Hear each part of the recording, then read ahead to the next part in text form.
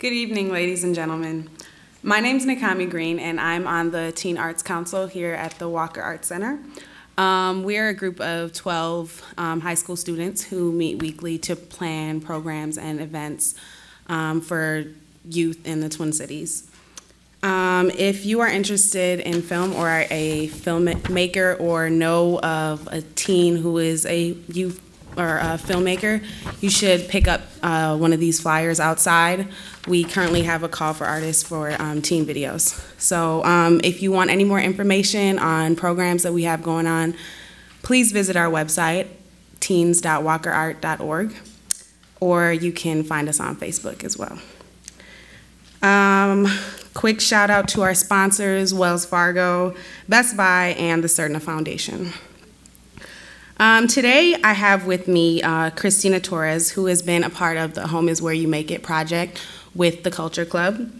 They have been working with world-renowned photographer Lauri Lyons. Lauri Lyons was born in the Bronx, New York. She earned her BFA in Media Arts from the Minneapolis College of Art and Design in 1993.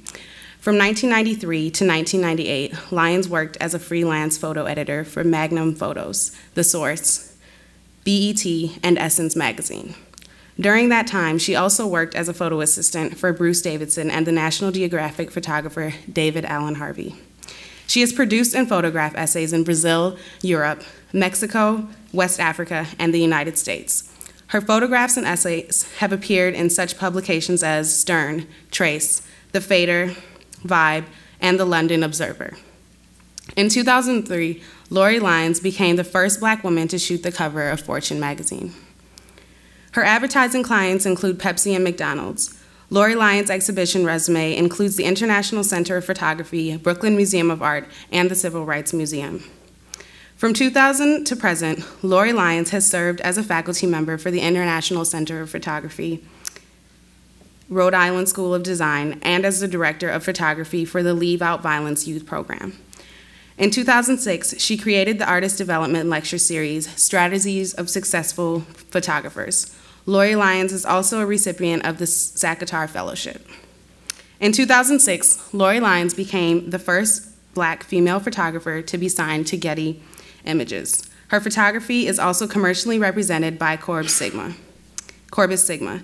In the Frame is an award-winning documentary short about her life and work as a photographer. She currently lives in New York.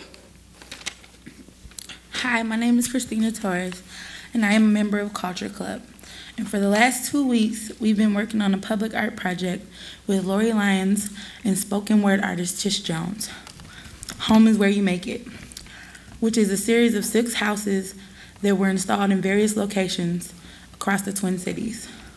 Along with the houses will be a book with portraits and poems handwritten from each teen telling our interpretation of what home is to us and our experience with homelessness. It is our honor to have worked with Lauri Lyons. Please welcome her to the stage.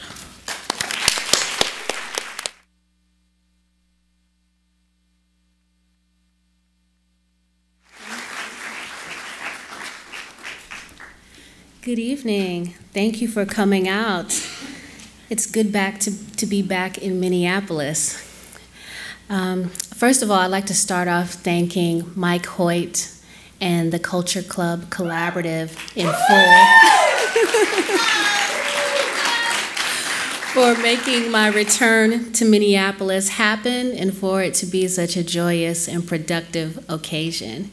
And I'm also very happy, and I'd like to thank the Walker Arts Center as well.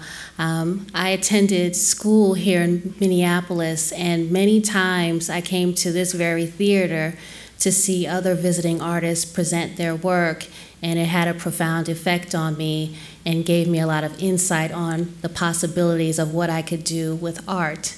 So I guess it goes to show that if you stick with something long enough, things come back around 360, because here I am with you. Okay, so let's get started. I went to school here in Minneapolis, and I originally thought I was going to be a graphic designer. I was very interested in making albums and posters and doing graphic design. And then I I made the decision by chance to take a photography course, and that changed everything instantly, immediately. I knew I wanted to be a photographer. I knew I wanted to travel the world. I knew I wanted to investigate culture and tell people's stories and have lots of adventures with a camera. And that's what I've been doing pretty much since that time. For a brief period, I worked behind the scenes working with a lot of photographers and hiring people and putting together crews and working with magazines and so forth. And then I went on what I thought was going to be a brief vacation to Brazil and fell in love with the country, fell in love with shooting, came back to my job 3 weeks later, and the art director asked me, "How was your vacation?" And I said, "It was great. I quit." Gave 30 days notice and dived into being a professional photographer. So that is my backstory. And I'm going to begin with showing you some images that I did in Brazil, but I also am going to be showing you work sort of in a pastiche fashion where you can see what I've done with documentary work, what I've done with magazine work, and what I've done with my personal book work and how it all comes together. So to begin with, this is one of the images that I photographed in Bahia, Brazil. And in Brazil, in this portion of Brazil, it's very well known for having a strong West African influence. And it was apparent everywhere I went, just seeing a woman like this walking down the street, dressed in traditional African clothing. This image is, what I like to do is when I travel, I go places I'm genuinely interested in and I photograph people in their environments. I love to get the textures, the sounds, the feel, the clothing, the scenery, the way people decorate their homes into my photographs. I think it's very crucial in understanding where people are from and where they're coming from. And then I take a lot of the work that I do from the traveling and I infuse that into my commercial work as well. And this is a guitarist for a series that I shot titled Afrolicious, Black Women in Their Creative Spaces. And with this, I used African fabric to basically wallpaper her entire studio space. This is an image, again, from Brazil, a female Brazilian drum squad that plays the carnival. And sometimes when I'm shooting, I'll shoot straight on, but at other moments I like to get a sense of mood and the ephemeral quality of spirituality in people, places, and into the photographs.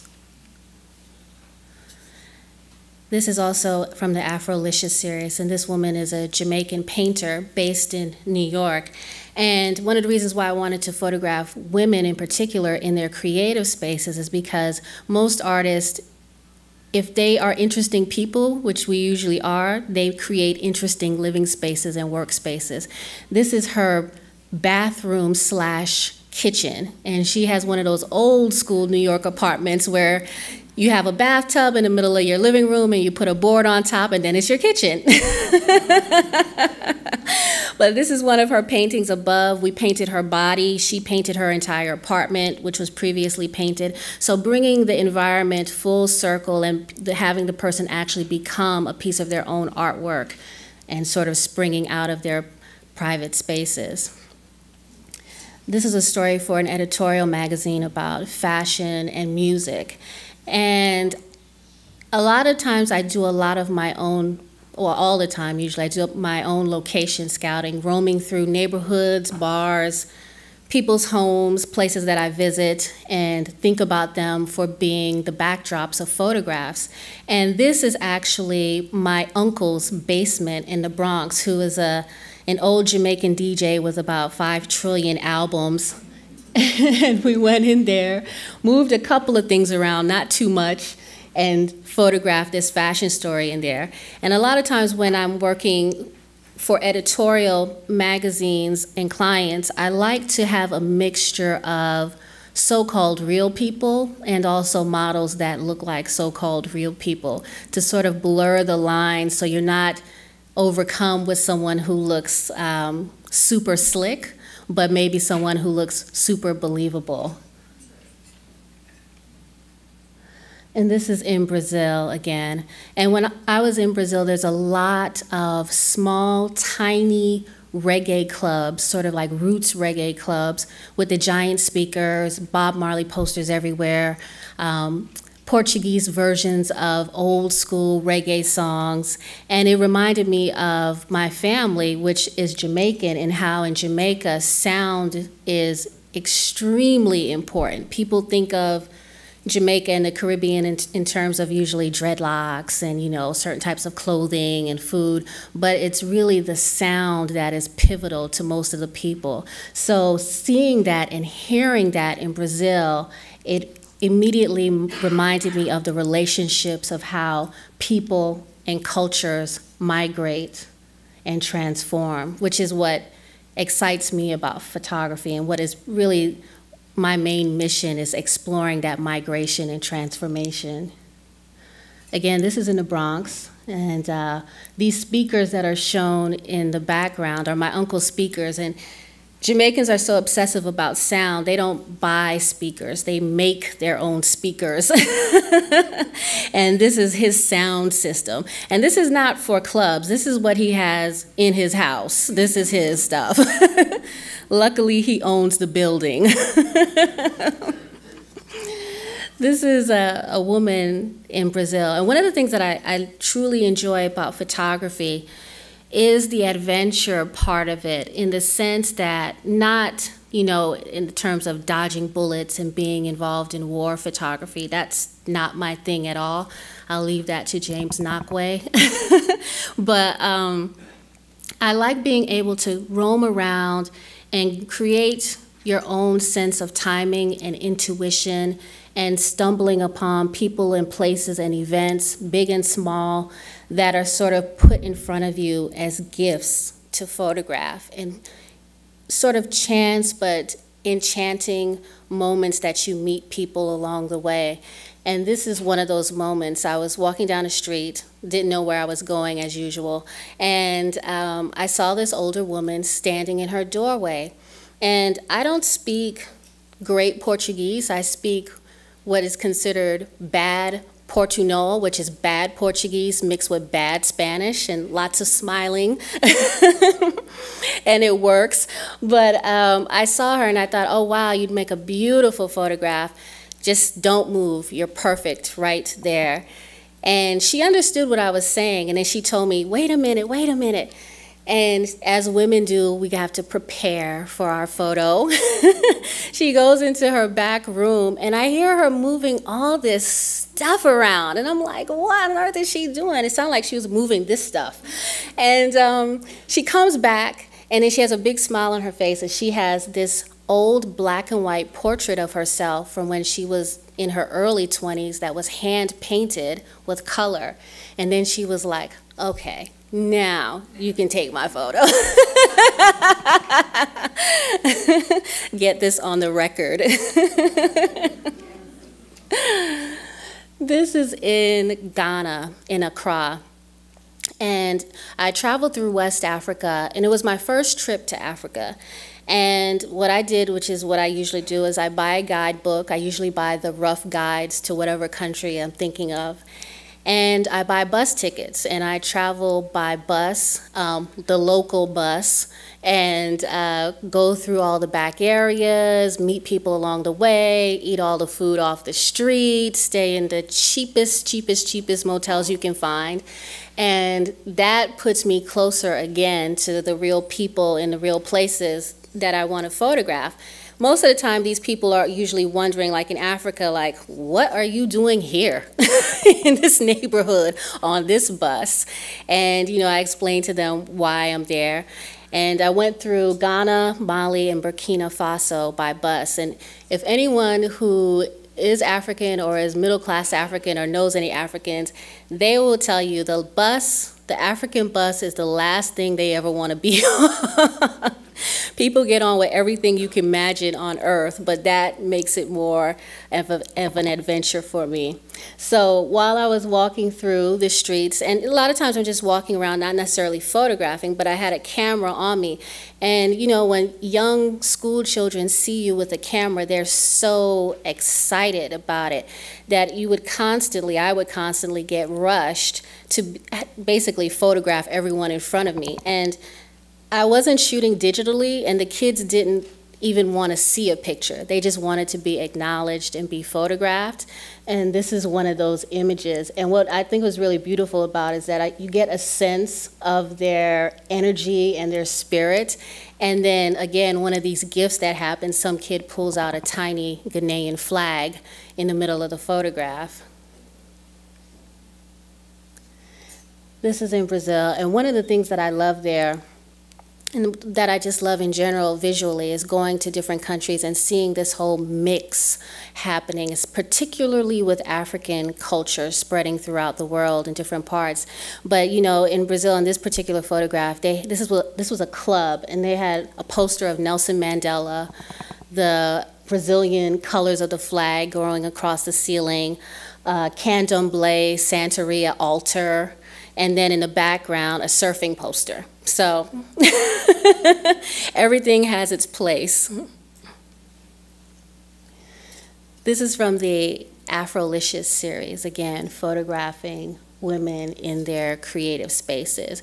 And what I wanted to do with some of these portraits is really, I generally like a lot of saturated color, a lot of graphic design to make the images dynamic, and like again, photographing people in their environments, but the layering, sort of stacking of past time, present time, and a sense of blurring the lines of placement in the photograph. So if you look at one of the photographs, you're not necessarily sure when it was taken, where it was taken, and how many different layers, what's real and what's not real, basically. This again is in Brazil. And this is one of these moments where you're walking through streets and you meet someone just for a brief moment, and they look perfect just the way they are. They don't need to move, you don't need to do anything to make the photograph really dynamic. Everything is just set right in front of you. And I saw this man sitting next to a wharf in Salvador, Bahia, and I just said, "Photo?" And he just looked at me and just barely nodded. And I took one frame, and that was it. And that was just our entire exchange. A very quiet moment in a very quiet photograph. This is a cityscape in Salvador, which is a very special place to me. It's actually my favorite place to photograph and to be in general. Just a mix of culture and vibrancy and spirituality and music and food. It's just the place to be at all times. This is what I call my paparazzi shot. I saw these young boys playing soccer, and the lighting, the mood was so perfect that instead of sort of standing up and getting their attention and possibly stopping them from their game, I just crouched down into the bushes and slowly just kept photographing them.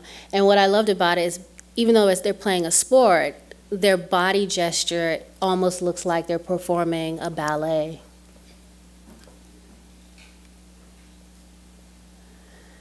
This is one of the photographs I took in West Africa, roaming around the cheap motels that I mentioned.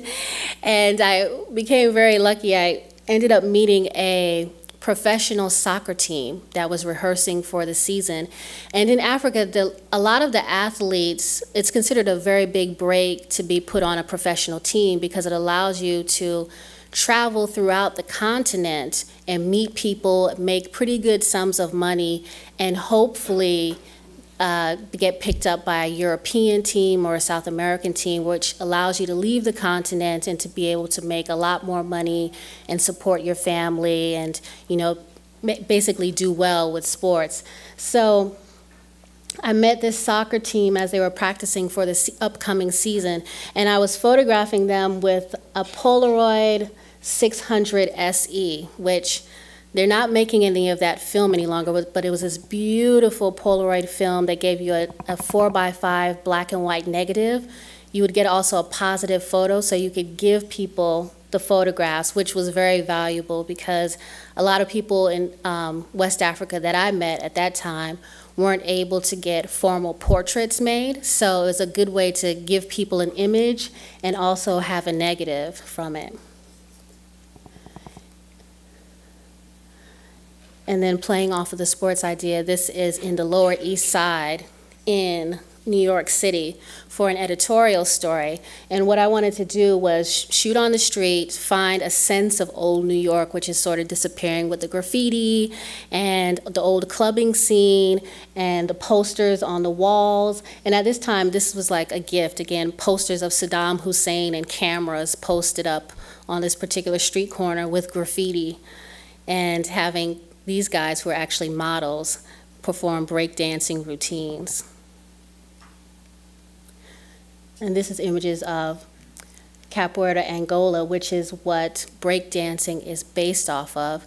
Capoeira, if you don't know, is the Brazilian and West African martial arts that African slaves performed in Brazil for hundreds of years, and it was actually illegal up until I think the early 60s to perform this.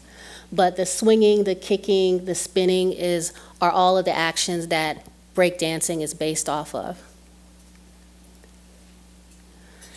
One of the things that I like to see also is how style travels throughout the world. And here we have our celebrities who have their moments. At this time, with this photograph, Kobe Bryant was particularly popular on the, on the LA Lakers. So, you know, he was everywhere. So anyway, you go to Africa and you would see these beautiful hand-painted signs for local businesses and advertisements. And so the popular thing at that time was the Kobe haircut. So they would take, you know, people's names and redo it and put it on a product, set up a food stand, you know, a barber shop. And all of these signs are amazing because they're one of a kind, they're hand-painted, and they're really unique. And if you come back to New York City, they sell them for, you know, $600 and up. This is actually one of the barbers that I met in Mali. And again, in regards to style, his poster, so that, you know, his clients could pick out what cut, what fade, what, you know, part they want. He had the poster that said Barber's Choice. And on this poster, you see Genuine, Eddie Murphy, Mike Tyson, you know, Gerald Levert.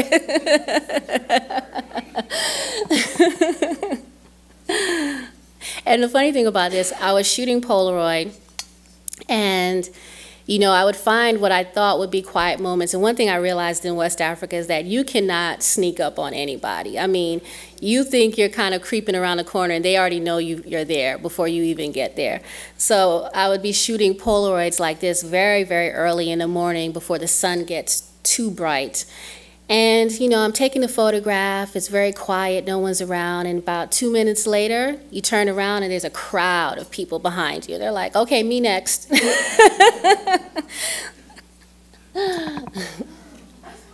Yeah, that is what's his name. That's Common. He's a rapper. And again, the things that I like to play off of, this is in Harlem, but I love the hand-painted signs for the barbershops. It has the styles that you can get at the top of the awning, the hand painting on the glass, you know. It's the same elements that you see in West Africa and all different parts of the world used in the same manner. And again, with the signage and the whole idea of urban culture spreading throughout the world, this was in Bamako, Mali. And you see this, you know, graffiti that says Gangsta City, but it's spelled G-A-N-S-T-A. So it's like, okay. But the whole idea of urban and cool and hardcore and, you know, gangsta, that whole thing, and you're in the middle sometimes of nowhere and you're like, where did that come from? How did you know about that? And they know exactly what it is, exactly what it's about, and they rock it in the same fashion. This is in Brazil, and again, this is one of those moments that you just can't make up. I saw this man walking down the street, and, well, I should back up a little bit. I was in a car on my first day in Brazil, and some people were driving me around, and they said, you know, if you see anything you like, just tell us to stop, and you can go out and take your photographs. No problem. So I said, okay. So every 2 feet, I was like, stop. So finally, they were like, you know what? We're going to park, we're going to get something to eat, drink a beer, knock yourself out, right? When you're done, you know where to find us. So I'm walking around and I see this guy. And, you know, he's got the fedora, he's got the glasses, he's got the bop, you know, he was just camera ready. So I go up to him and I said, oh, can I take a couple of photos? And this man, he was holding some grocery bags, put his bags to the side and started walking up down this street modeling for me. I mean, to the left, tilt the head to the side, back over the shoulder. I was like, okay. And he would be perfect for Tyra Banks. He's ready. This is Jam Master Jay from Run DMC. And this is also something that happens a lot of time when you're shooting, is how time actually adds value or changes the meaning of your photographs.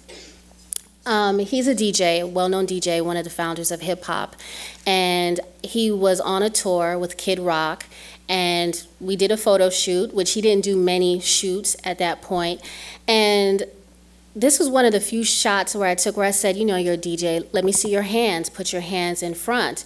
And I focused on his hands, and then he sort of drops off into the background with a shallow depth of field.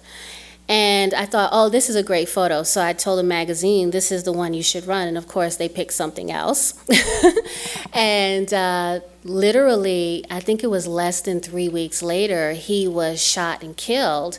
And then, of course, they were scrambling to get the photograph. But just the idea of it ended up being his very last photo shoot. And the way that this shot was taken is that he's basically fading off into the background. So it ended up having a lot more meaning just within a few weeks later.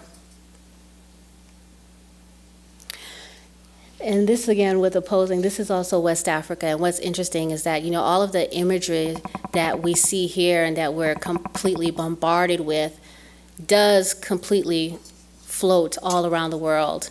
And when I saw these kids and I said, oh, let me take a photograph of you, they immediately started to pose like this for all the photographs. And I thought, you know, this is kind of weird, you know.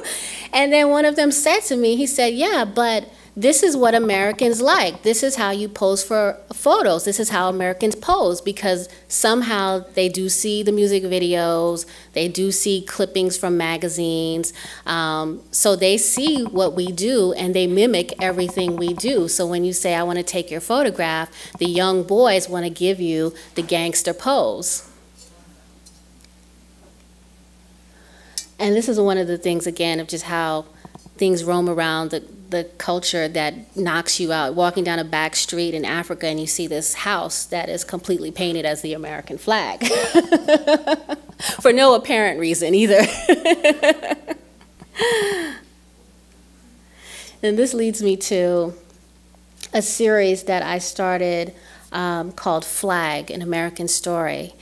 And I'm starting with this particular image because when I was in school here, I was just starting to formulate the idea for this series, and I took a few photographs here in Minneapolis that ended up being part of my senior project in school. And what I decided to do was, I was very curious about statistics and polling and how we get these numbers of how Americans think about what and how that's fed back to us. And I decided that I was curious to find out who are all these people being polled. How come I had never been polled? I didn't know anyone who had been polled. So I went out and bought a 3x5 flag here in Minneapolis, and I started to walk through the neighborhoods particularly of South Minneapolis, and then moving further out, photographing people with the American flag. And I would just go up to them, explain to them, I want to know what you think about America, be completely honest, you can write anything that you want, and I'm going to give you the flag and you can pose any way you're comfortable. So people became very interested in participating, and a lot of the times it really was maybe about 5 to 15 minutes of an encounter. And what I would do is give people the book to write their thoughts, and they could write about any topic they wanted to: healthcare, drugs, war, education, Hollywood. And while they did that, I would set up a tripod, a camera with film, and basically begin to photograph them right in that very spot. They would finish writing their thoughts, I would give them the flag, and they would start to pose with the flag. I was shooting film, so I would economize, and I would shoot about 3 to 4 frames of each person. So that way I could have 3 people on a roll of 12 exposures.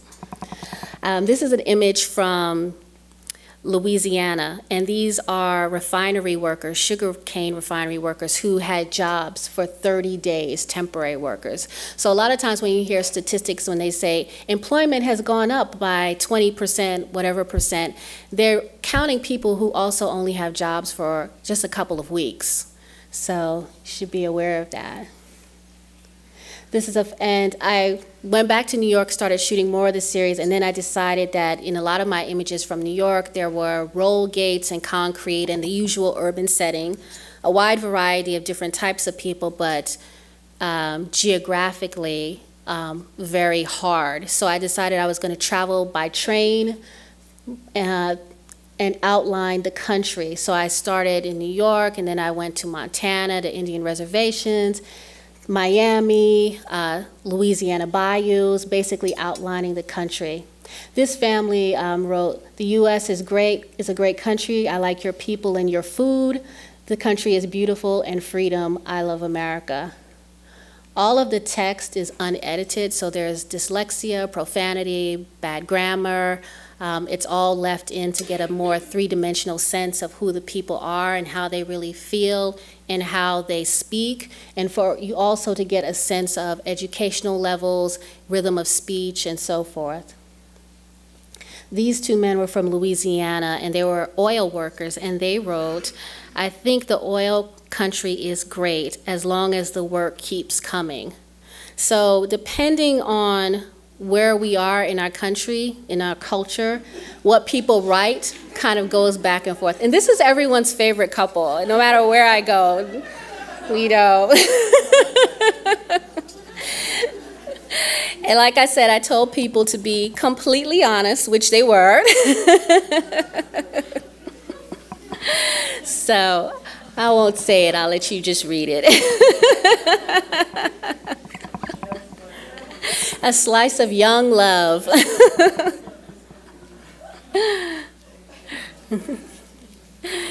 This is a man that I met in Brooklyn who had just recently been reunited with his family, and he was talking about how hard it was to find a job, how to maintain his family, and basically get to a higher economic place on the ladder.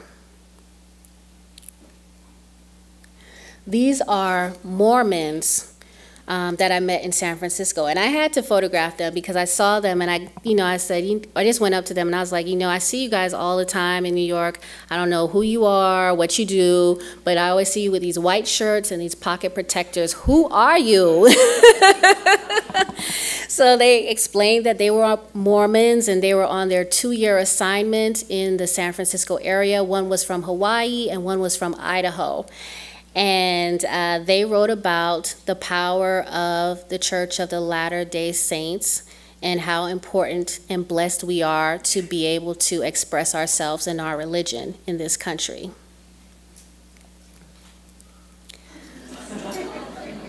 This one is also a favorite. This is in Miami. And this is a man that I met who introduced himself to me as Slim Shady. And I looked at him and I thought he's the perfect picture, because the combination of the American flag, Mickey Mouse, heels, ankle socks, and the peace sign is definitely all American in a very unusual way. And he was talking to me, and he had a very deep Southern accent, and I asked him, "Where are you from?" And he said he is from Paris, France. And he wrote that he is God's gift to women, and we are lucky we have beautiful beaches and beautiful women, and, you know, he's Slim Shady. So I was like, all right, Slim Shady. And he was funny because he was one of the very last people that I photographed for the American Storybook, and as the sun was setting and he walked ahead of me and walked off, he was kind of wobbling on his heels. So it was the perfect ending. This is in Bed-Stuy, Brooklyn, and this young man wrote, "Things I think about the country is that it's being run very wrong, and people should stand up and do something about it." And I love this one because he's wearing his Nas t-shirt, his hip-hop t-shirt. And this is one of the favorites throughout the series that people like all over the world, actually. This is in Montana on the Blackfoot Indian Reservation, and it was the first time I had ever been on an Indian reservation.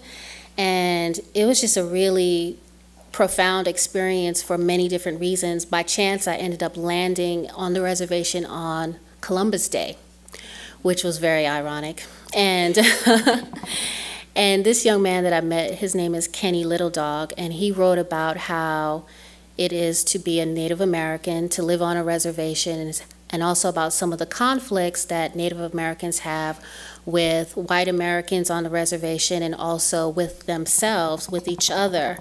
And he wrote that he hopes that they could all get along, and then he signed it, the American Indian Movement, Kenny Little Dog. And again, with environments, you know, it's interesting because there are a lot of trailers in this area, and draped over the front fence of the trailer is a Native American blanket, and then you see the satellite dish sort of tossed to the side, and it's just it was a really new experience for me, because you hear a lot about living in the projects or the ghetto, and sometimes that's glorified. And I think that one of the things that has happened is that, you know, even as an African American, we see ourselves at this point all the time. Latinos see themselves all the time. Caucasians see themselves all the time, but it's almost like Native Americans really are absent from the media. So when you go to a Native American reservation, you're seeing all the stuff that you just realize you don't see at all. So it's sort of like disappearing voices, unfortunately. This is in Park Slope, Brooklyn. And I saw this man the day before I photographed him, or a few days before I photographed him. And when he was outside in front of his home, just like this, same hat, same shirt with the cane, he was hooked up to emphysema tanks, oxygen tanks to breathe, and the tubes. And even though I wanted to photograph him, I felt it was a little bit sensational to photograph him at that moment, so I passed him by. And then I came back around a few days later and I saw him again, and I asked him if I could photograph him, and he was like, sure, absolutely. And then he wrote what was on his hat, which read, "Thanks to our veterans, America is #1. When the book was published a few years later, I sent a copy to his address, and I got a letter in the mail from his daughters, and it turns out that, you know, over the time since the book had come out, he had passed away. They had no idea that he had ever been photographed or participated in this project. So when the book arrived, they were so happy to have a formal portrait of their father the way that they saw him every day, in his favorite hat and his favorite shirt with his American flags in front of the house. This is in New Iberia, Louisiana, this tiny town, great town. And this is one of the moments for me on a personal level where, you know, we all have our own biases and stereotypes. And I saw this young man and I thought, you know, to myself, like, oh, he looks like, you know, and I'm in Louisiana, I'm like, oh, he looks like a redneck, got a crew cut, he's got the, you know, tattoo, this, that, and the other. And I spoke to him and I asked him, you know, would you participate in this? And he said, oh, yeah, of course. And he wrote something that was so amazing, it blew me away. He talked about how we judge books by their cover. We need to get over our racial hump, and how the American government has money for war and guns, but no money to feed the poor. And then he went on to quote, as he called it, the late, great Tupac Shakur. So everything that in an instance I had in my head went right out the window.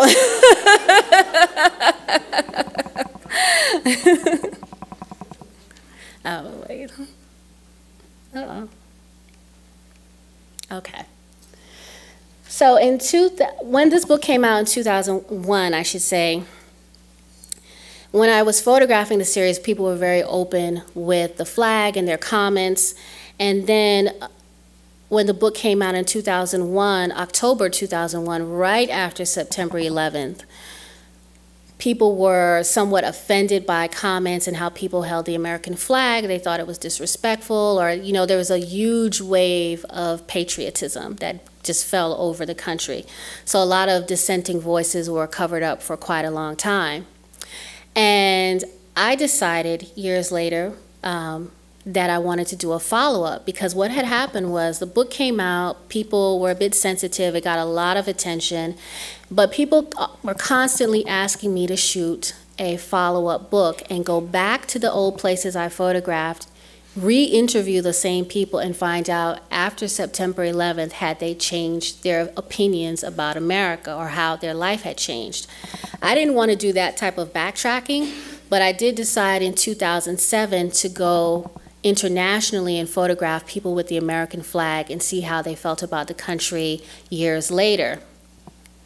Well, before I even took one photograph, I had a slew of people try to discourage me as much as possible. And they were saying, it's dangerous, they're going to rip that flag, they're going to burn the flag, we don't want them to hold that flag, we know they hate us, you can't do it, there's going to be riots, blah, blah, blah.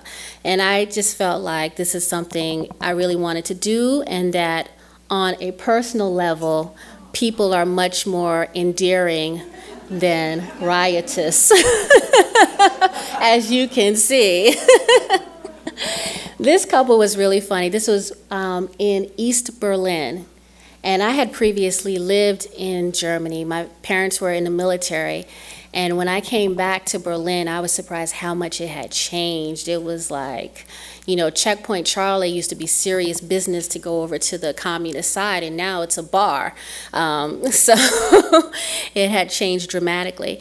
And this couple, they were so funny because this is not a setup shot. They would not keep their hands off each other the entire time I was shooting. So they wrote, I think that the USA is too rich, I like the USA, but George W. Bush is a problem. And these are some kids who wrote, we like America. And when I asked them, well, what do you like about America? They're Turkish. They looked at me and they whispered, G-Unit, which is 50 Cent. This was a young Moroccan man that I met in Barcelona. And he was with a group of young men. And I asked them, would they participate in the project? And they're like, are you crazy? We're Muslim. There's no way we're going to pose with the American flag. And I said, well, I just photographed a Moroccan man who was Muslim. And luckily, I had the text that he had written in Arabic, so I could prove to them that I photographed another Muslim. So when they saw that, they were like, okay. So then they go, well, we're not going to take the photo, but he'll take it. So they pushed their friend in to do it. So I give him the American flag. He throws it on the ground, jumps on top of it, and just for an instant flexes his muscles. And then he was like, that's it.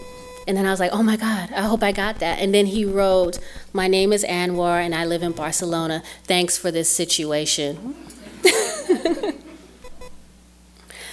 This is a man that I met in Rome, and he became very poetic. He used to live in the US when he was a very young boy, and he moved back to Italy.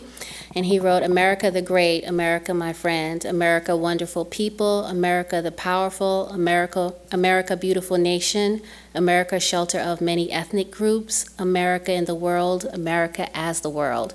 And these are people that you meet, and they write this stuff in, very, very short period of time, not expecting to be photographed or interviewed. And I'm always blown away about how poetic they are and thoughtful in such a brief encounter.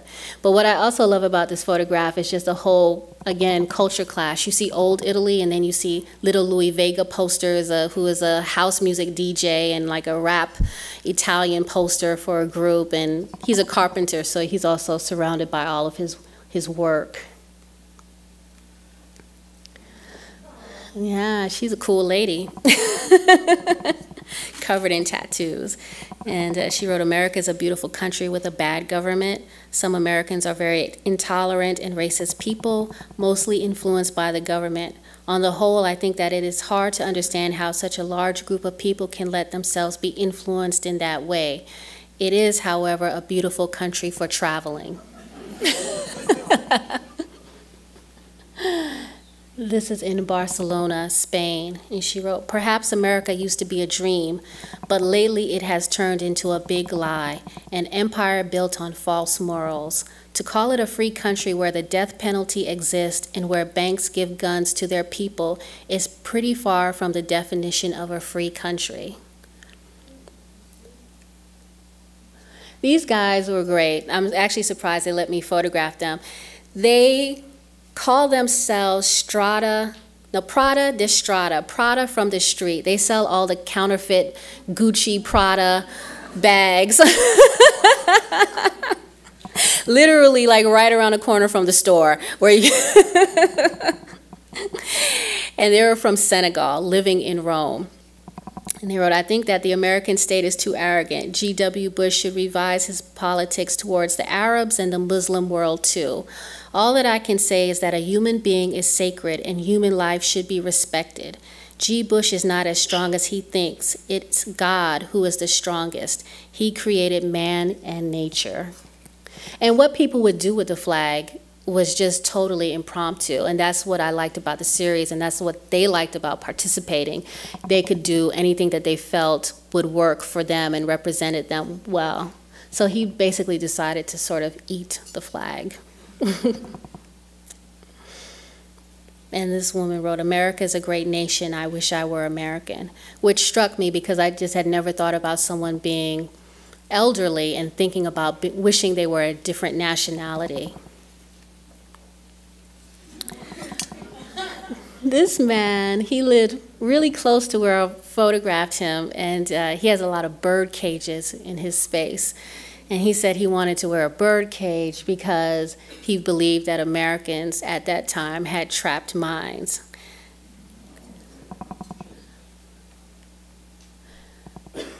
And this is the mom photo. This is Amsterdam. This one wrote, the people are a little bit crazy. They eat too much McDonald's and they work too much. And she owned this candy store that she's sitting in front of, and the sign says cannabis lollies for 75 cents. So you know that's Amsterdam. Through and through.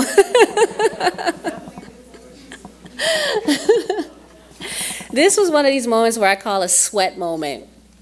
I was in France and I was with a friend. We were walking around. I saw 3 men standing on the corner in traditional Muslim clothing on a Friday, which is the holy prayer day.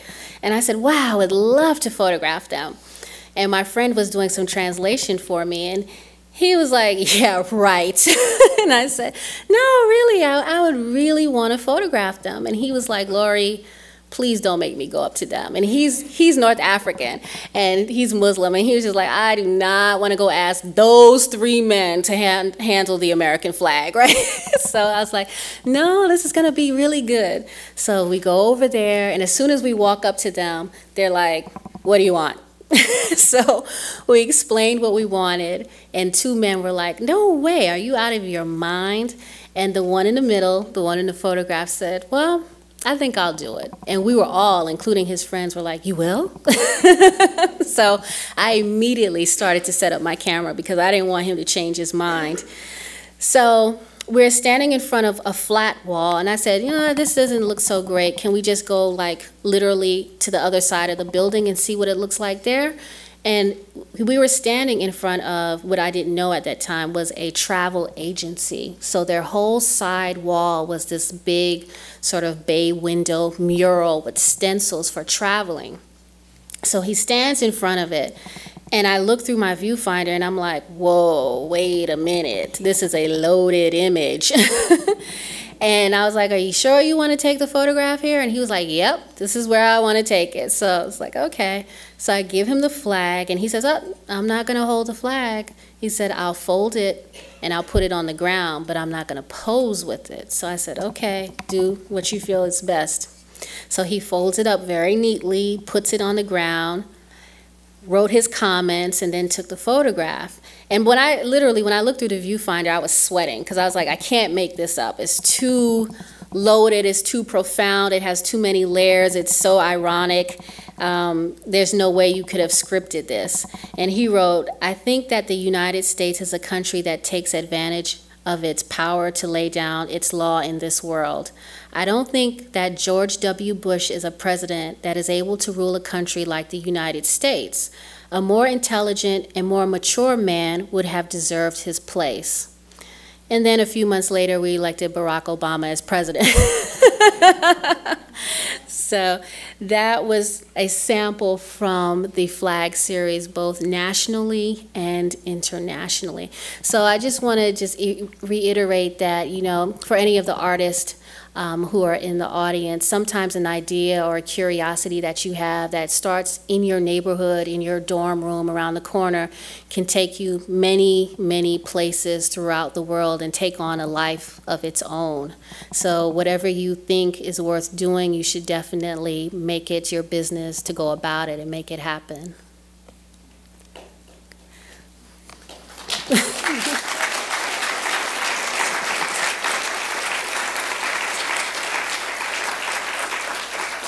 And now I'm going to just let you know why I'm here in Minneapolis again. As I said before, I was generously invited to be an artist in resident with the Culture Klub Collaborative. And it was really the perfect time for the project that we put together. Because as you saw and heard earlier, I have been photographing people in their environments all over the world, and environments and people and how they interact and mold each other is what I'm genuinely interested in. And at this point in my career, photography is becoming so digitized that I feel we're losing a sense of hand craftsmanship with the art. And I'm starting to think about, instead of just photographing people in their environments, actually recreating environments to showcase the photographs, the stories, the sound, the video, and making it more of a multimedia sensory experience for myself as the artist, but also for people who are interested in viewing the work to get a greater sense of the texture of everything that goes into the people and the stories. So Mike Hoyt contacted me to come to Minneapolis and think about some ideas of what I would like to do with his amazing group of young artists who are part of the organization. The organization, which he'll tell you more about, really works hard to provide resources for homeless teen youth in the Twin Cities, but not only essential resources, but also resources that include arts and culture and access to people that they may not normally have access to. And what we decided to do was a project titled Home is What You Make It, which has also been called Home is Where You Make It. And what I wanted to do with this is work with the youth to photograph, show them how to photograph, show them examples of great photography and photographers, but really put a face literally on the issue with homeless teen youth in the Twin Cities. There's usually an average of, I believe, 22,000 teen youth that are or become homeless in Minnesota each year. So a lot of the population is very invisible to people. They look like average teenagers, which teenagers are. but they have to deal with sometimes heavier issues. So we wanted to make people see faces, hear voices, feel textures, and really stop them in their tracks. And we decided to work with an amazing architect who is here, Megan Madland, to design cardboard houses that are sort of prefab, only using cardboard and plastic recyclable materials, creating a shotgun-style house, and mounting the youth's images throughout the entire housing structure and locating them throughout the city of Minneapolis. So these kids, they've done an amazingly brilliant job. I've taught many times youth groups, teenagers, adults, and what they did with the camera in a short period of time really blew me away with their intensity, their focus, their composition, their design. Wonderful, wonderful work. And I'm not saying that because I'm a part of the project. It's true. And these are some images of the shooting period, the construction period, and this was a major collaboration of at least 16 to 20 people on a daily basis for 3 weeks. And the youth, I want to really emphasize, did the majority of the work, not just taking photographs, but plastering, cutting cardboard, using saws, drills, working with the architect, really creating the entire series with their own energy and enthusiasm and commitment. These are some of the images of the houses being in the assembly state. Working with them flat, making wheat paste, plastering the houses, printing the images, and also they did work with Tish Jones, who you probably know as a local spoken word artist. She came in as well. She'll talk more about that, of working with the kids to build their narratives for text with the images. Shop girl. And I have to say this, I told Megan and Mike and everyone, I'm not ashamed to say this, I said, look, I am not good with saws and drills and But the youth got right into it, and I'm so proud of them because this project enabled them to do so many things that they had not done before, like using drills, using saws, working with an architect, cutting cardboard, photographing, thinking about photo editing and design, and they literally did all of it. And they came in on the weekends, and they worked on Sundays, and you know, most people would not do that. Most teenagers definitely wouldn't do that. So it was quite an effort, quite an effort. And these, again, are some assembly images of the houses. Before the houses are put together, some of the layering of the photographs. And the idea of the concept for them to photograph and to write about and to think about was the idea of home. What is home to them? Where is home to them? What reminds them of home? Not just a physical place, but a concept, a feeling, a mood, a texture, a relationship, past experiences. Once the houses were assembled, we went throughout the city, and one of the places that we did installations was in PV Plaza. So we wanted to go to places where there's a high pedestrian flow, where people can really see the images and get up close and personal. And this is one of our youth named Calandria standing in front of one of the first houses to go up. And we bought these really cute doormats, welcome mats that said, welcome to our crib, and no shoes, no shirt, no problem. And we put one in front of each house. They were immediately stolen. And I think if the houses weren't the size that they were, they might have disappeared too. And again, some more installation shots, seeing the public with the images. And from a distance and even close up, they were very, very striking. All black and white images offset against the color environments. And people were crossing the streets and coming up and sitting with their dogs and reading the text and really taking their time to look at the work and have discussions about the work. And one thing I noticed is that our youth immediately became professional artists because people would kind of glance or get close and they'd be like, oh, I'm the artist, by the way.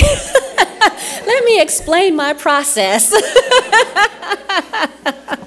I was like, they're good. So these are some different angles of images. Most of the houses consisted of approximately 19 to 20 images, and each house also had a flat panel of one of the artists featuring their poems that they wrote about their concept of home.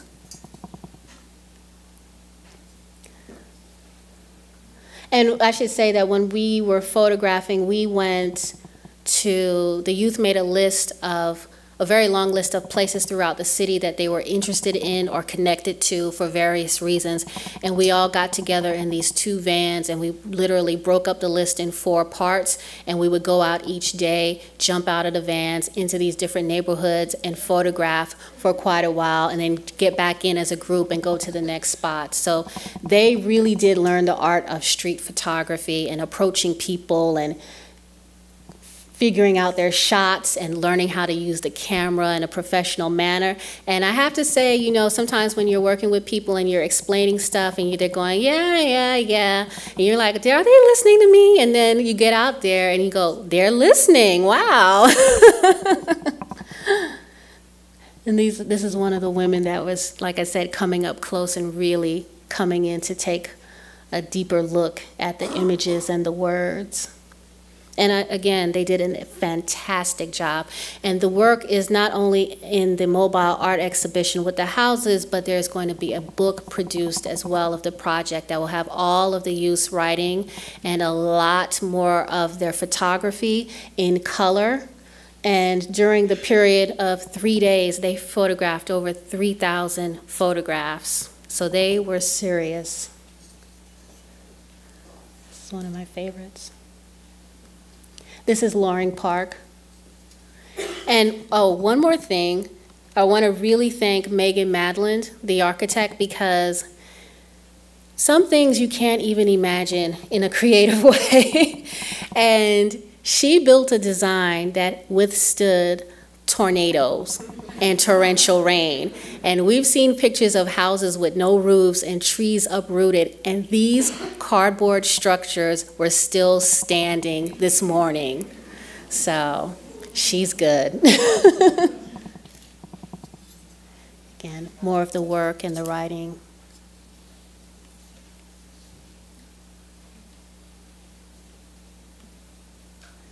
And this again was in Loring Park. So at this point, I'm going to ask Tish Jones, who is also an artist in residence for the program and worked with the youth with the writing portion, to come and speak with you. And then you will actually get to meet and hear and see the youth themselves. So get ready for the stars. Make some noise for Lauri Lyons, everybody.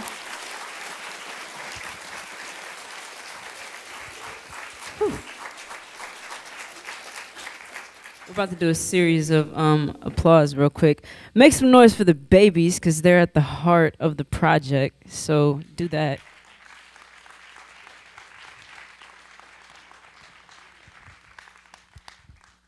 I gotta switch mics. This mic is my favorite.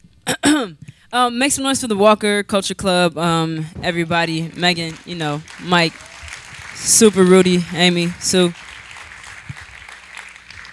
Yeah. The project, right? So, while I get my mics situated, here's the project, in my words, right? There's a little piece of me in every piece I ever did.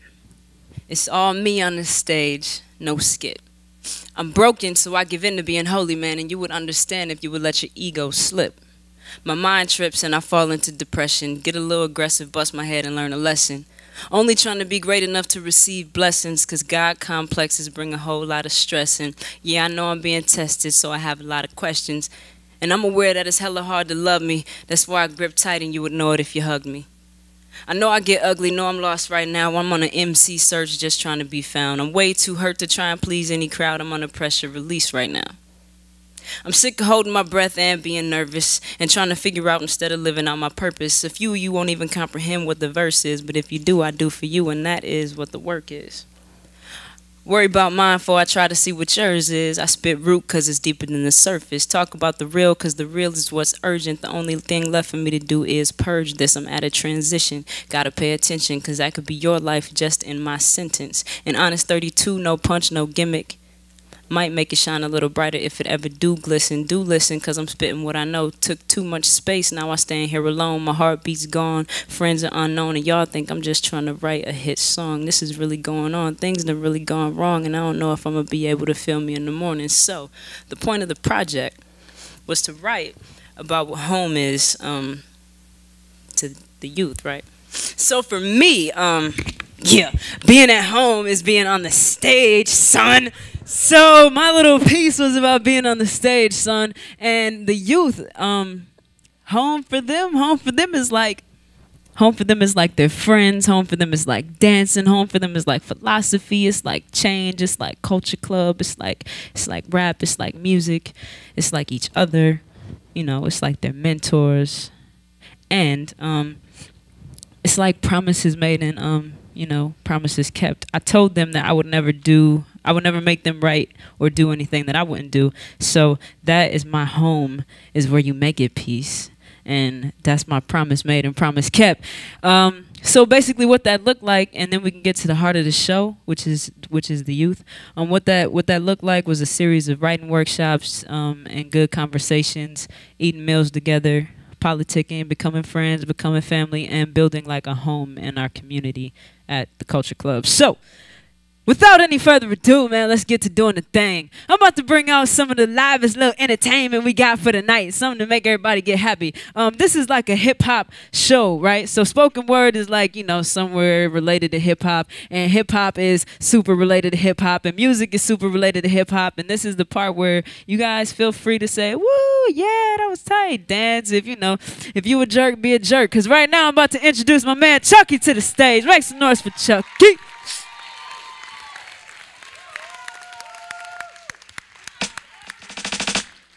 You're a jerk. I know. You're a jerk. You're a jerk. I know.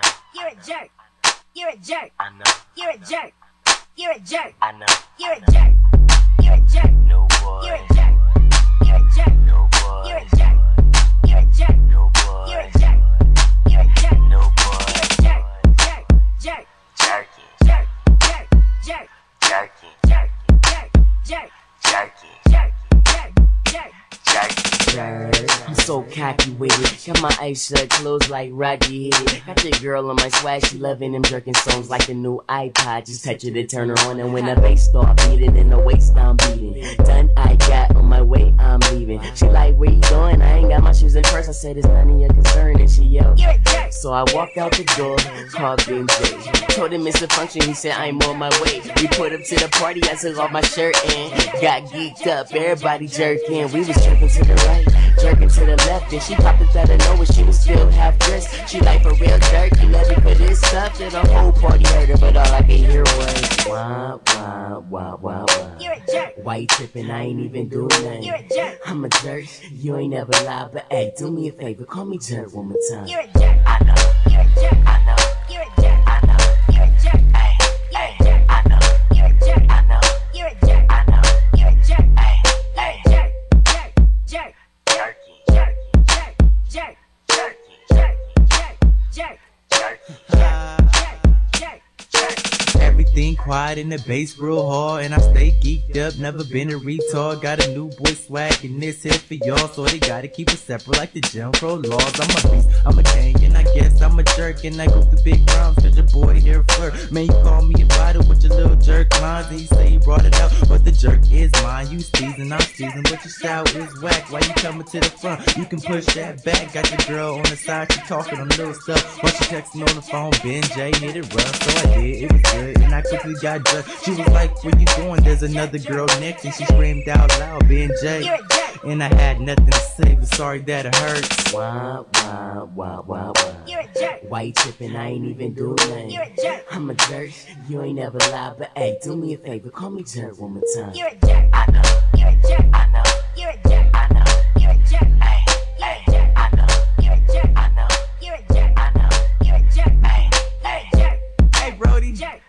bro. All this jerking got me kind of feeling geeked up. Oh, for real? Yeah, make some noise for Chucky. Yeah.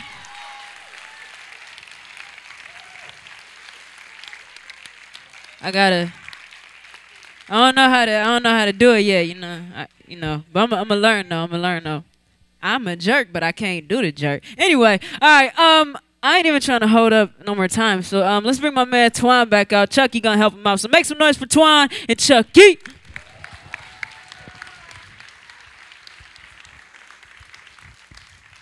Yeah. You dig? I'm gonna need y'all to stand up right now. Y'all go ahead, stand up. Go Put ahead, your hands stand up. together for this one. Yeah. She like, damn, G, that swag fit you right. I'm like, she like, damn, babe, that rim smash the ride. I'm like, damn, Twizzle, I really like the ice, but shawty, tell the truth, is it me you really like?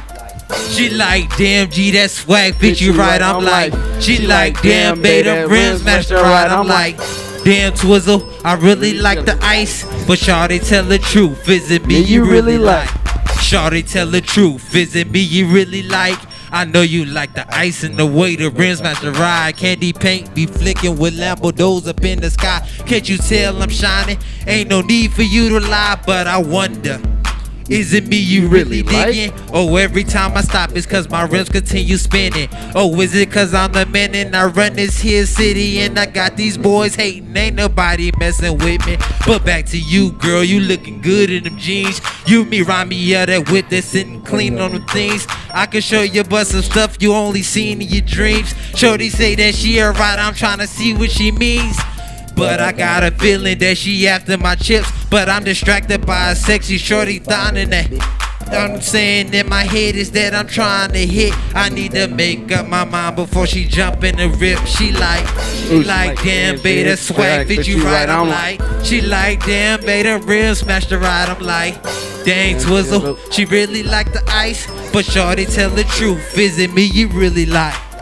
She like, damn, babe, that swag fit you right. I'm like, she like, damn, babe, the rim smash the ride. I'm like, dang, Twizzle, I really like the ice, but shawty, tell the truth. Can y'all put your hands put your hands together for me? Shawty, I ain't be down to the VIP, I'm holding it down. Go hit louder. I got the blunts already going around. I can tell by eyes, shorty feeling it now. She like, dang, little daddy really doing it big. Coogee fit, looking fresh, it's like as good as it gets. Shorty going, I can tell the way she licking the lips. She got her hand up on her thigh, she got my hand on my I would be down.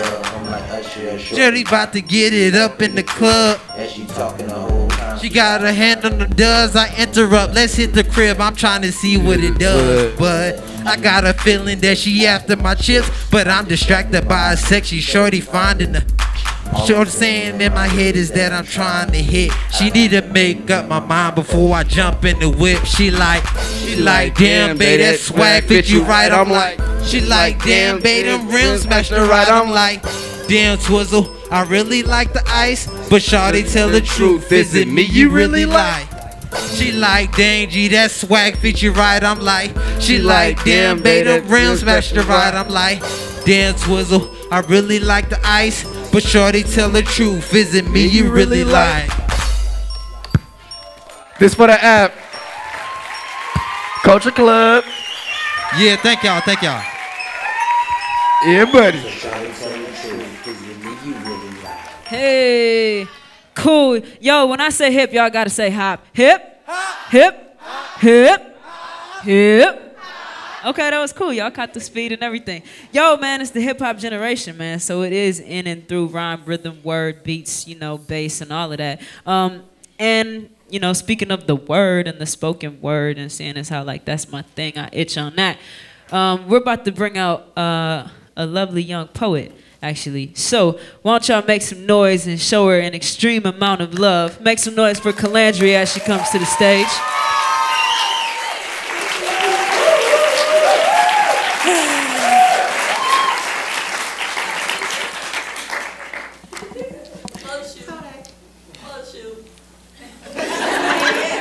I am whole with a purified soul that came from independency but took me a long way, but was a struggle to hear what people say.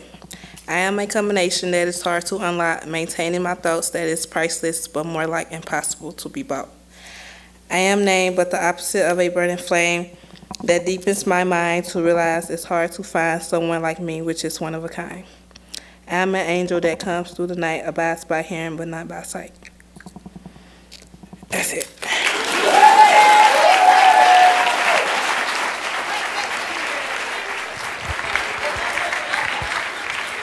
Okay.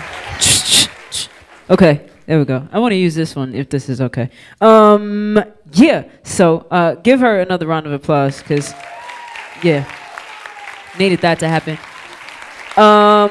Who am I bringing up next to the stage? You know what? My man, Danny. Danny's coming up to the stage right now. Make some noise for Danny.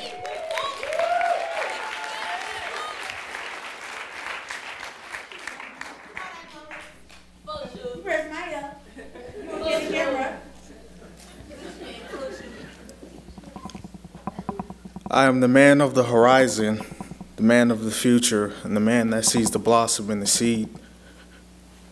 The man that has space through the future and the time and the horizon of the world that plants the seeds. I am the man that has the unspoken words of those who cannot speak, of those who cannot talk, of those who are weak.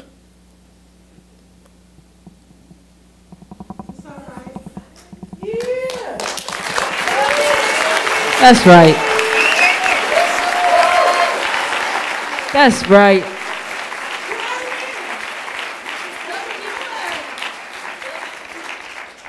Okay. I need to not do this for too much longer because I'm getting teary-eyed and nostalgic and stuff because y'all doing y'all thing. That's cool. Yeah, man, you know, I got feelings. All right, so the next person I'm bringing to the stage right now is Kiki. Make some noise for this young lady because she can write.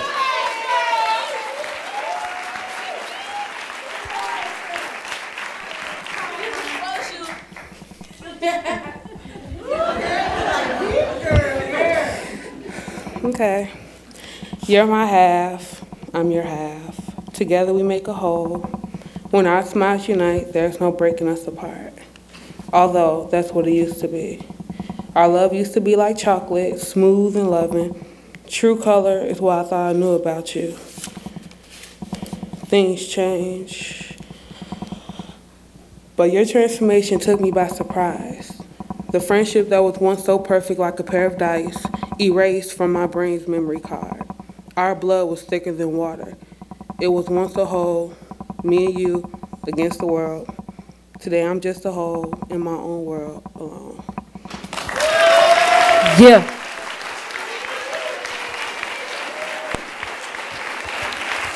Fantastic, fantastic. Okay, cool. So we have one last performer that's going to be coming to the stage, and then we're going to have a few last comments and a Q&A if you guys are interested in learning about the project, the process for anybody that was involved, all of the artists, which would include the youth and the adult mentors that were present. But before we get to all that, let's bring up this last poet. Y'all make some noise for Jordan.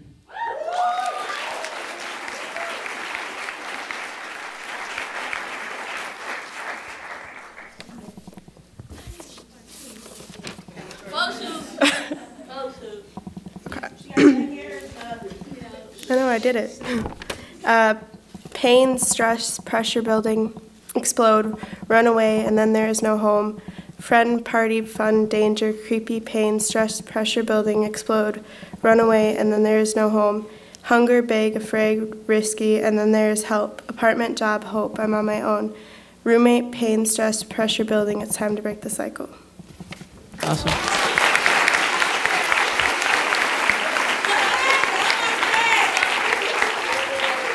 Okay, super dope. I was extremely wrong. We actually have one other performance happening. And it's super important that I get this right because, you know, this is an important project, and home is super important, and these are real life issues that we can all relate to, right? The pressures and the pain and the stress and all of that. So make some noise for Jasmine. Do your thing.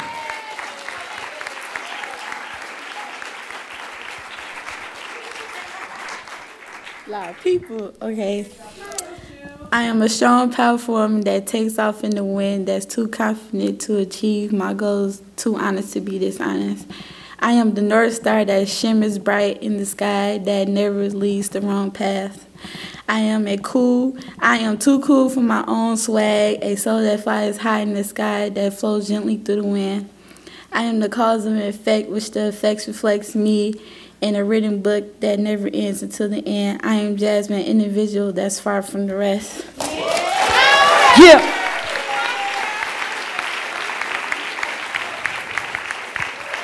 Awesome. Okay, I need everybody in here to give another round of applause to the youth that just did their thing. Cool. It's so funny, man, because you can tell the cats who are like moms and friends of the folks and stuff, because they do this extra clap like, yeah. Oh, that's cool, and they sit in the middle. That's what's up, though. Straight up. Okay, so I'm about to bring the executive director of Culture Club up so he can say a few words and let everybody know anything that they don't. So, Mike Hoyt, please.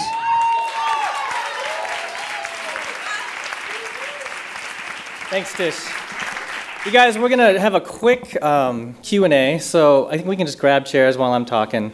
I want to do some sort of thank yous and make sure everyone has a proper credit.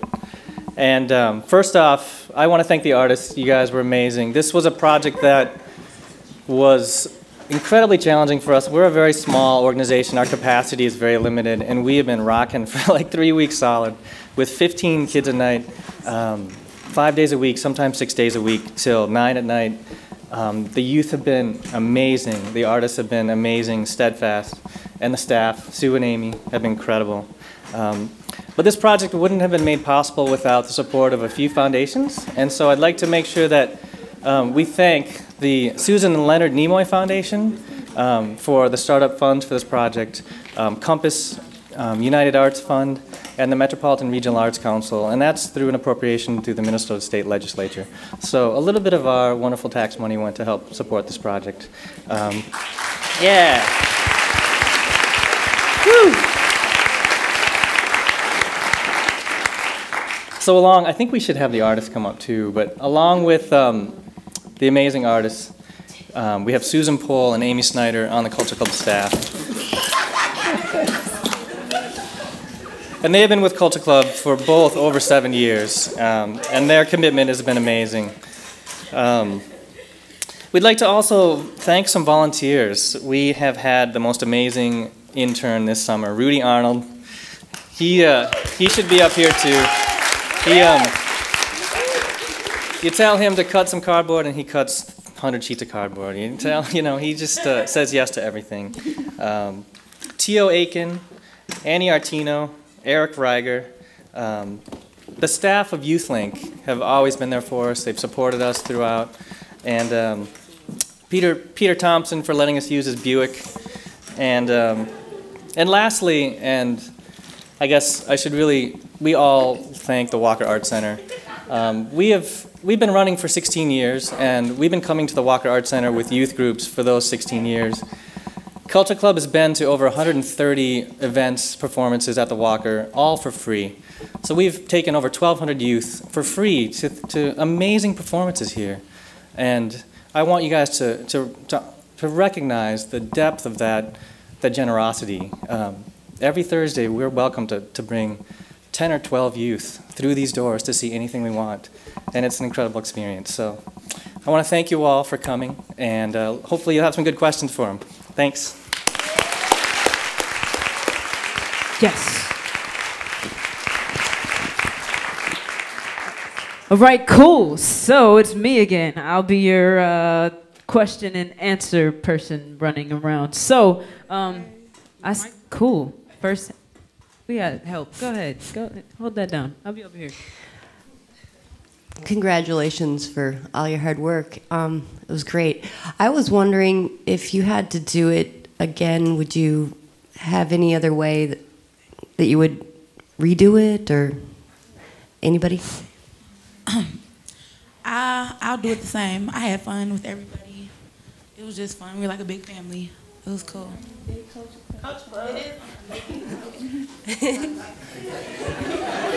If you had more money or anything that you had to time. Only thing I change about it is the relationship with the people at Culture Club, getting more people involved in Culture Club, and building more houses. You know, our houses is falling apart. You know, Minnesota got that unpredictable weather. You don't know if it's gonna rain one day, it might snow the next day. You know, but they did pretty good actually. I liked it. Well, one thing that I was surprised about is that coming into the project, I assumed that all of the youth already had, you know, some time together and had built relationships and knew each other as a whole. And I was very, very surprised to find out that quite a number of them had just recently joined Culture Club, and this was their first project, and had just actually met each other quite recently. So the way that they came together as a whole and just really bonded and got down to business was really, I'm proud of them. It was a great thing. You rarely see that. Yeah, we didn't say anything. My man. Okay, wait, I got one right here. I'm a photographer, and I'm really inspired by all of you, so I want to say thank you, first of all. And yes, another round of applause for sure.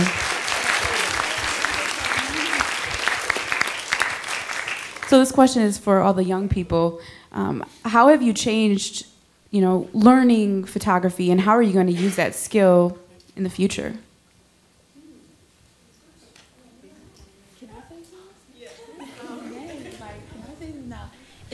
That was like really meaningful to hear that from like a photographer, so that was cool. But like,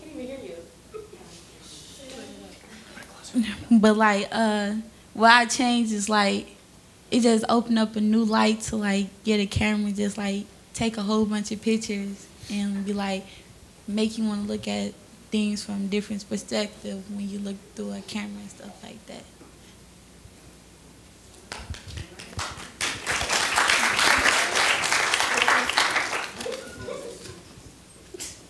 I would have to say that I would have to use that, and it has bettered me through a lot of different things, but I'm not going to go into that right now. But it changed my life because I see the world more differently than I did at first.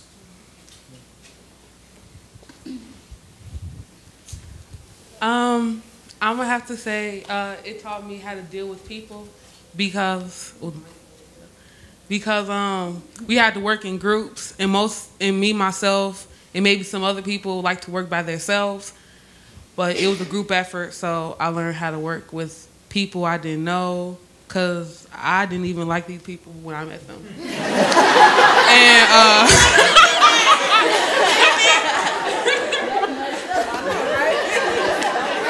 I didn't like her either, by the way.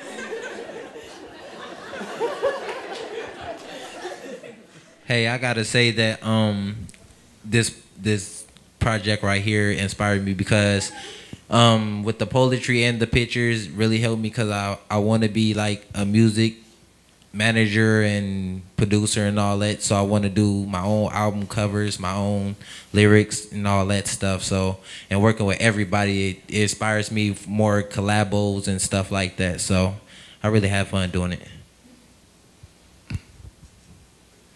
I just want to say thank you for thanking us. Yeah, and that's it.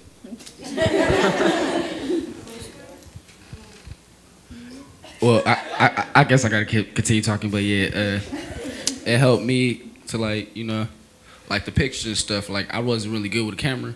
Like me, I'm one of the most clumsiest people on earth. So like the little string tie thing, like I gotta get that on everything now. You dig? Like, yeah. But but nah, for real though. And also it helped me like look at things differently. Like, cause when you take a picture of something, it's like you capture the moment and like what it's doing. And real talk, like that actually it gives you a different experience and outlook on certain things. So yeah.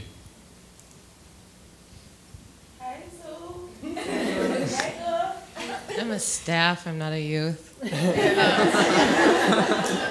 But I do want to say that like this project was transformative for me as well. I'm getting a little choked up. I am so proud of these young people because taking the risks that they did and working so hard and being so committed, it's been an amazing thing to see them from day one, where you could tell that maybe everybody didn't like everybody, to when we put them up at PV Plaza, and for, you know, I think for anybody to experience that, but particularly for young people coming from different circumstances, to see a public piece of their work that is so beautiful, and to have complete strangers come up and say, wow, that's been amazing. So.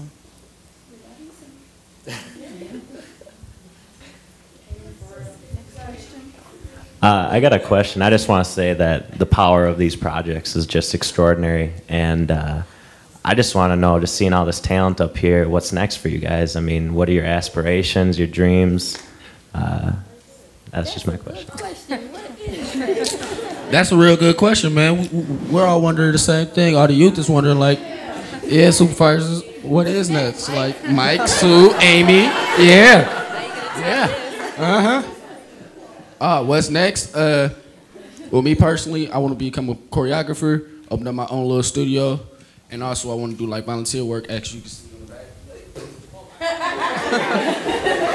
Yeah, volunteer this thing. But I'm passing Mike.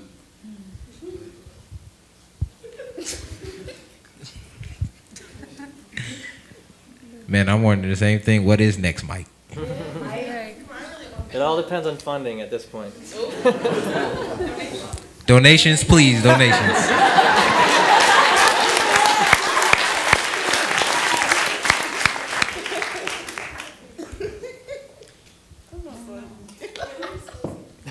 Do you mean like what's next, like in this group, or just me personally? Whatever you envision.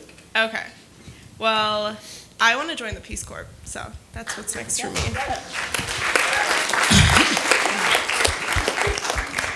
I'm gonna go to MCTC for photography. Well, this project really didn't help me as career choice, because I want to be a dentist, and taking pictures has nothing to do with that. So.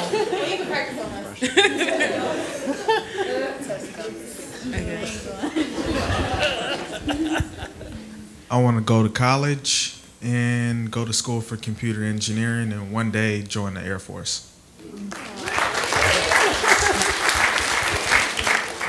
I want to continue being a youth advisor and go to school for either law or being a youth advisor, a better youth advisor. My next step, when I turn 21, applying at this homeless shelter, Amy Avenues, gonna become a youth advisor like Dominique. I'm finishing school and going to college.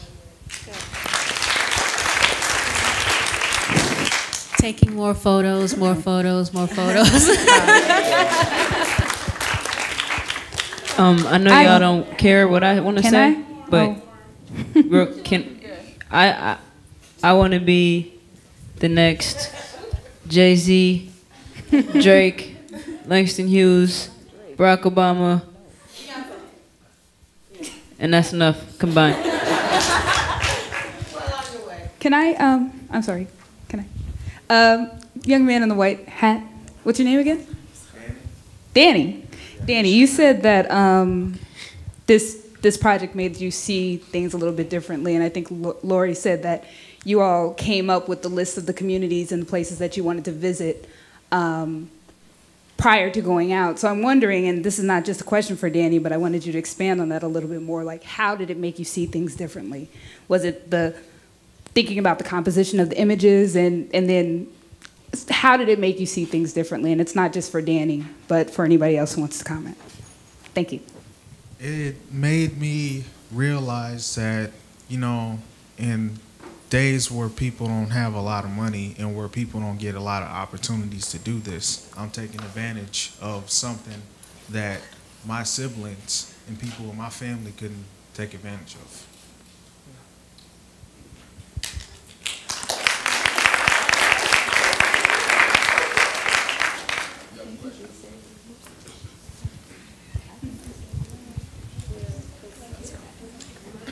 Oh, thanks.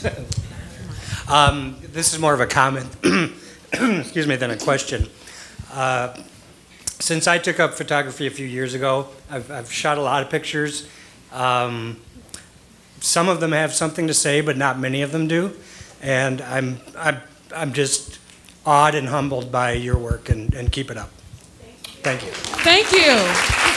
Okay, cool. I just want to interject and say that we're going to take 2 more questions. So we've got one person. Why you like what?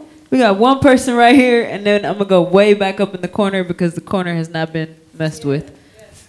Okay, cool. Okay, this question is for Ms. Lyons. I was wondering, when you get up in the morning, and you mentioned that you use both film cameras and digital cameras, how do you decide which one to take?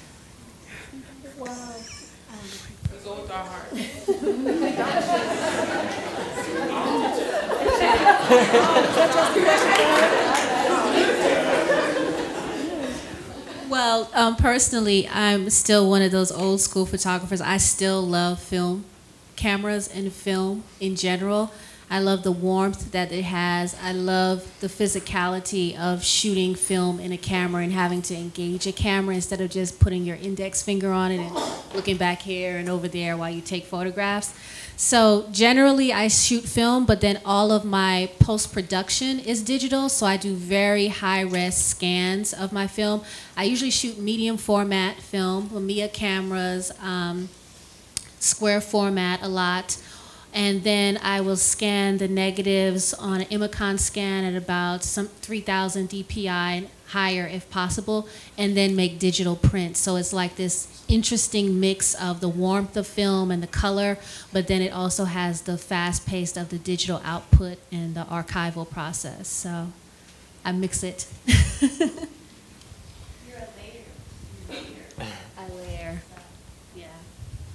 Awesome. So we got the corner question up there. Hi, Tish. I just want to tell you that I'm really proud of you. And I just wanted to ask you the question as to what inspired you and allowed you to put so much devotion into working with the youth today. Oh, that's such a loaded question. You would ask that question.